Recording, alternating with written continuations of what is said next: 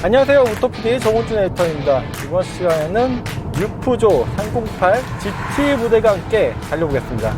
이 신형 308은 9년 만에 풀체인지된 완전 변경 모델인데요, 퓨조의 새로운 전략과 브랜드 정체성을 상징하는 모델입니다. 그리고 국내에서도 퓨조가 스텔란티스 코리아로 통합된 이후 처음으로 선보이는 신차이기도 하고요, 또 퓨조의 새로운 로고, 엠블럼이 새겨진 첫 차이기도 한데요, 또 이 신형 308은 글로벌 여성 기자들이 뽑은 2022 올해의 자동차에 선정되기도 했습니다. 속된 말로 여자에게 먹히는 차라고 볼 수도 있겠는데요, 그렇다면 어떤 점이 여자들에게 매력을 어필했는지, 또 남성 구매자들이 끌릴 부분은 어떤 것인지 함께 살펴보도록 하겠습니다.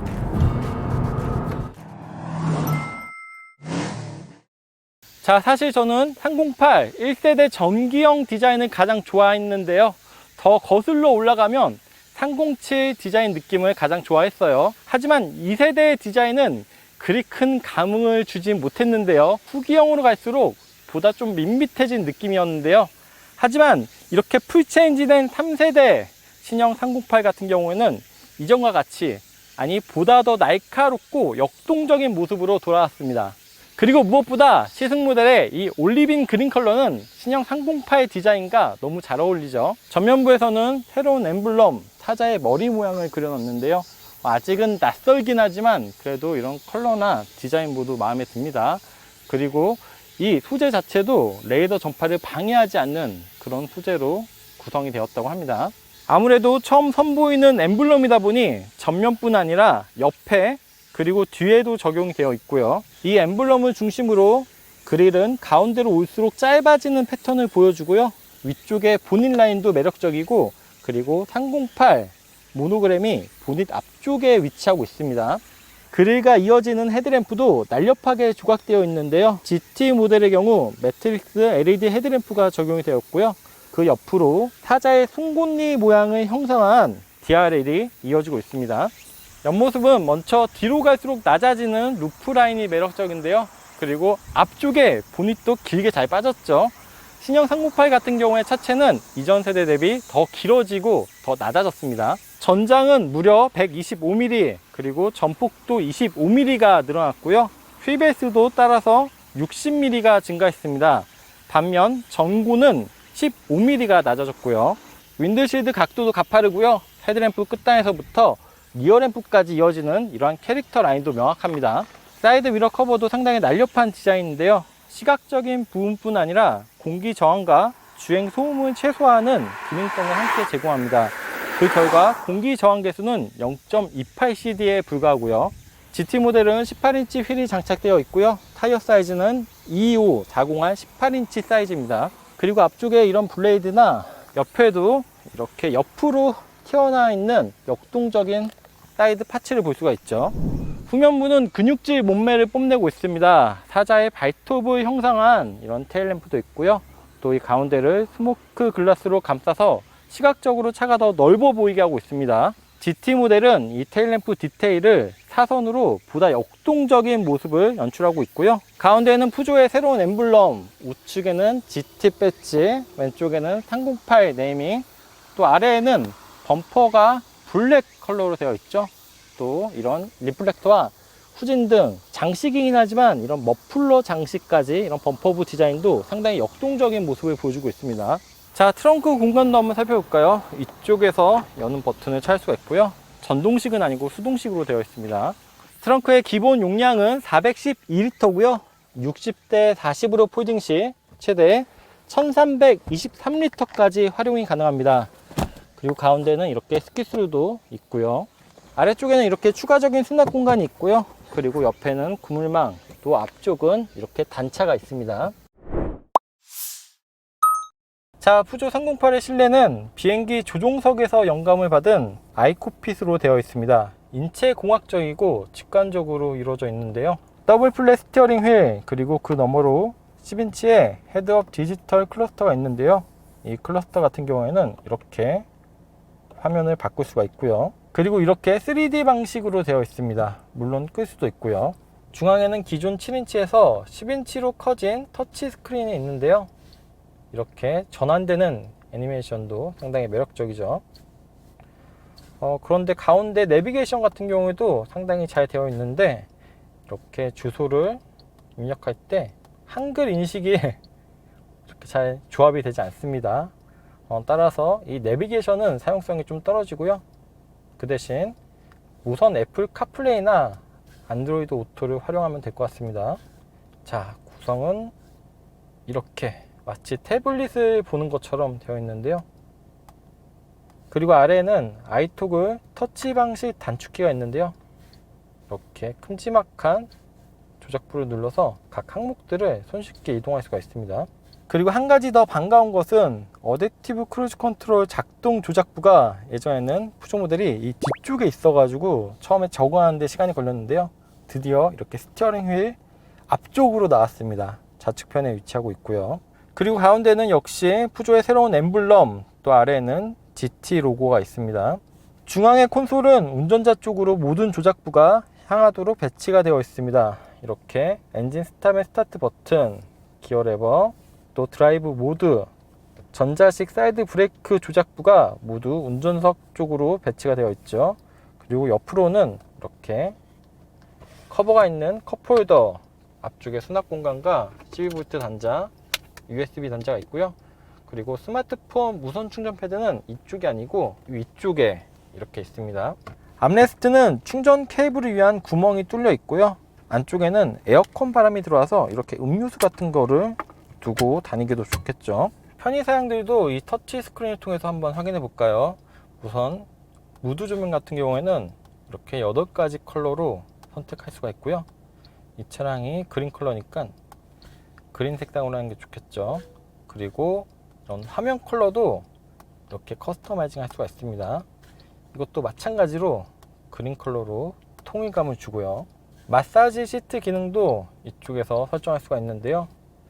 운전석뿐만 아니라 이렇게 조석까지 설정이 되어 있습니다. 푸조가 펠린 룩을 표방하는데 이렇게 고양이 발 마사지 기능도 있고요. 그 밖에 웨이브나 스트레치, 요추, 어깨, 스네이크, 좌우, 버터플라이 등 정말 다양한 모드가 있고 3단계로 세기를 조정할 수가 있습니다. 8개의 공기 주머니로 이렇게 밀어주게 되는 거고요. 이 시트 같은 경우에는 독일 척추건강협회에서 인증을 받았습니다. 가죽 및 알칸타라 소재가 혼용이 되어 있고요. 운전석은 10방향 파워시트로 되어 있고요. 조수석은 매뉴얼로 되어 있습니다. 하지만 마사지 시트 기능과 럼버 서포트는 전동식으로 되어 있고요. 또 머리 위쪽엔 상당히 큼지막한 선루프가 위치하고 있습니다. 그리고 아래쪽에는 이런 볼륨 조절 다이얼, 그리고 이렇게 피아노 건반 타입으로 이런 조작부도 이렇게 소재를 상당히 고급스럽게 잘 해놨죠. 비상등 버튼은 우측 끝편에 있고요. 또 위쪽에 이런 송풍구는 매립을 해놔서 상당히 수평적인 레이아웃을 연출하고 있고요. 이런 아래쪽에 디자인이나 소재 적용도 상당히 마음에 듭니다. 이쪽은 상당히 앞쪽으로 튀어나와 있네요. 자, 2열 공간도 한번 확인해 볼까요? 1열 시트는 제가 아까 운전하기 편한 자세로 맞춰 놓은 상태고요. B필러 정도에 맞춰 놨어요. 이 상태에서 무릎 공간은 주먹 1개 반 정도가 남고요. 그리고 머리 공간도 조금 여유가 있습니다. 그런데 가운데 부분을 이렇게 움푹 파놔서 조금 더 넓어 보이는 모습을 연출하고 있는데요. 이 시트 자체가 상당히 두껍습니다. 그리고 아래쪽에는 발을 넣는 공간이 살짝 좁고요. 가운데에는 송풍구 2개가 있는데요. 따로 공조 조작 장치는 없고요. 아래에는 USB 단자 2개, 또 조그만 수납 공간이 있고, 턱은 그렇게 높이 올라와 있지는 않은데요. 하지만 이 부분이 조금 뒤로 나와서 가운데 앉기는 부담이 될 것 같아요. 그리고 2열 시트 같은 경우에는 열선 기능은 따로 없고요. 가운데 컵홀더, 암레스트, 또 아까 말씀드린 스키스루 정도의 기능이 있습니다. 자, 이어서 푸조 308과 함께 주행에 나섰는데요. 파워트레인은 직렬 4기통 1.5L 디젤 엔진과 8단 자동 변속기가 조합을 이루고 있습니다. 구동 방식은 전륜 구동 방식이고요. 3750rpm에서 최고 출력 131마력, 1750rpm에서 최대 토크 30.6을 발휘합니다. 수치만 보면 그리 폭발적인 가속 성능은 아닌데요. 하지만 1390kg의 공차 중량을 가진 이 뉴푸조 308을 경쾌하게 주행하기엔 부족함이 없습니다.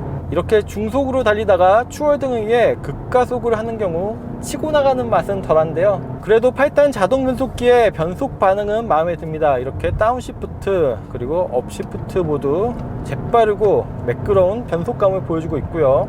컴팩트한 차체 크기로 이렇게 코너를 돌아 나가는 모션도 상당히 인상적입니다.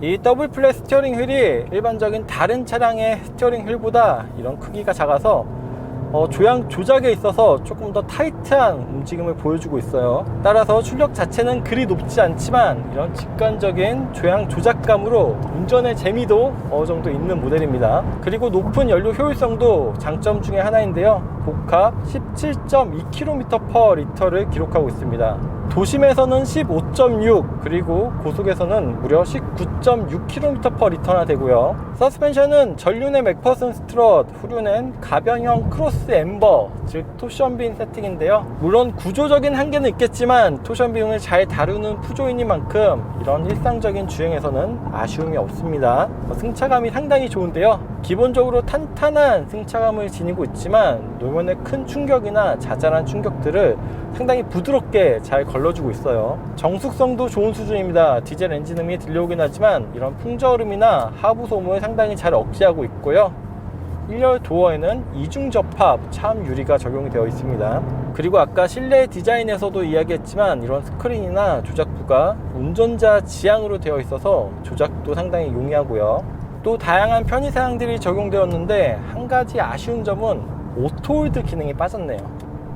자, 그리고 뉴푸조 308 다양한 첨단 운전자 보조 기능 역시 적용이 되어 있는데요. 지금도 스탑앤고가 포함된 어댑티브 크루즈 컨트롤과 차로 유지 보조 기능을 작동시킨 상태로 달리고 있는데요. 설정된 차간 거리와 속도 그리고 차로 중앙을 매끄럽고 안정적으로 잘 유지해주고 있죠. 이렇게 구분길도 무리 없이 잘 지나가고요.